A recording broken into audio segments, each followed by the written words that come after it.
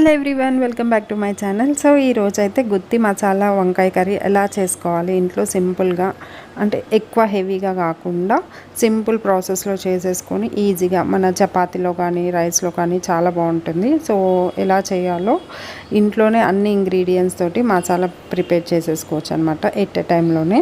So ఎలా చేయాలో ప్రాసెస్కి వెళ్ళిపోదామో. ఒక బౌల్లో అయితే వాటర్ వేసుకొని సాల్ట్ వేసుకోవాలి, ఎందుకంటే ఈ బ్రింజాల్ అనేటి వంకాయలు మొత్తము బ్లాక్ అయిపోతుంది అనమాట. సో మంచిగా చూసి మిడిల్లో ఇలా కట్ చేసుకొని మొత్తం వాటర్లో వేసేసుకోవాలి. సో కలర్ చేంజ్ అవ్వకుండా ఉంటుందన్నమాట.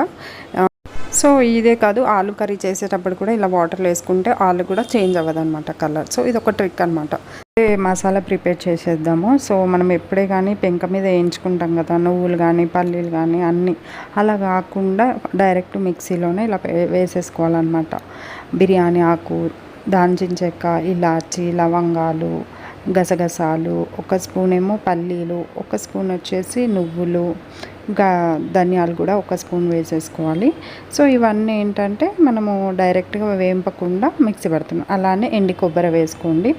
సో ఇది మొత్తం మనం మిక్సీ పట్టేసుకోవాలి. సో నాకు చిన్నదైంది, కొంచెం పెద్ద జార్లో వేసుకున్నాను అనమాట. తర్వాత 2 పచ్చిమిర్చి, 2 టమాటాలు వేసుకున్నాను, 1 ఉల్లిగడ్డ వేసుకున్నాను అనమాట. ఒక పెద్ద సైజు ఉల్లిపాయ వేసేసుకొని అలానే ఇందులో మనం అన్నీ ఇక్కడే వేసేసుకోవాలన్నమాట. కొత్తిమీర వేసేసుకోవాలి, అలానే పసుపు, కారం, ఉప్పు అండ్ మొత్తం మనం అల్లం పేస్ట్ కూడా వేసుకోవాలన్నమాట. సో ఇది మొత్తం మిక్సీ పట్టేసి ఒక పేస్ట్ లాగా అవుతుందన్నమాట. సో మనం ఇక్కడ ఏంటంటే ఏమి వేంపకుండా ఫస్ట్ డ్రై ఇంగ్రీడియంట్స్ మనము పేస్ట్ పట్టేసాము. తర్వాత ఇది మొత్తం దాంట్లో వేసేసుకొని ఇలా పేస్ట్ పడితే మనకి మసాలా అనేది ప్రిపేర్ అయిపోతుంది. సో ఈ ప్యాన్లో కొంచెం ఆయిల్ ఎక్కువనే పడుతుంది కదా మసాలా కర్రీ అన్నప్పుడు. కొంచెం ఆయిల్ వేసుకున్న తర్వాత కొంచెం ఒక టీ స్పూన్ అంత పసుపు వేసి బాగా మిక్స్ చేసుకోవాలి ఆయిల్లో. సో ఇది మనము బ్రింజాల్ మొత్తం తెచ్చి ఇందులో వేసేసుకొని బాగా మిక్స్ చేసుకోవాలన్నమాట. సో ఇది చాలా సాఫ్ట్ అయిపోవాలి, గట్టిగా ఉంటే కూడా టేస్ట్ ఉండదు. సో ఇలా సాఫ్ట్గా అయిపోయిన తర్వాతకి మనం ఒక ప్లేట్లో ట్రాన్స్ఫర్ చేసుకోవాలి. సో తర్వాత వచ్చేసి కొంచెం ఆయిల్ వేసి దీంట్లో కుమిన్ సీడ్స్, మస్టర్డ్ సీడ్స్, ఆవాలు, జీలకర్ర వేసి బాగా హీట్ అయిన తర్వాత వేయాలి. తర్వాత వేసిన తర్వాత కరివేపాకు వేసుకొని బాగా వేయించుకొని దీంట్లో మనం ఇప్పుడైతే ఏ పేస్ట్ అయితే మసాలా మొత్తం పట్టామో ఆ పేస్ట్ మొత్తం ఇందులో వేసి బాగా వేయించుకోవాలి. ఎందుకంటే ఆల్రెడీ మనం వేయించలేదు కాబట్టి ఇక్కడ ఆయిల్లో బాగా వేయించుకోవాలి. సో ఆయిల్ ఫ్లోట్ అయ్యే వరకు, ఆ పచ్చి వాసన అన్నీ పోయే వరకు వేయించుకోవాలన్నమాట. బాగా వేయించుకున్నప్పుడే అది మసాలా చాలా టేస్టీగా ఉంటుందన్నమాట. లేకుంటే పచ్చి పచ్చిగా ఉంటుంది. సో అంత టేస్ట్ అనిపించకపోవచ్చు. సో ఇక్కడ మనం చూసుకోవాలి, ఆయిల్లో బాగా ఫ్రై అవ్వాలన్నమాట అంత మసాలా. సో మనమైతే ఏదైతే బ్రింజాల్ మొత్తం వంకాయలు మొత్తం మనం సాఫ్ట్గా చేసి పక్కకు పెట్టుకున్నామో అవన్నీ తెచ్చి ఇందులో వేసేసి బాగా మిక్స్ చేసుకోవాలి.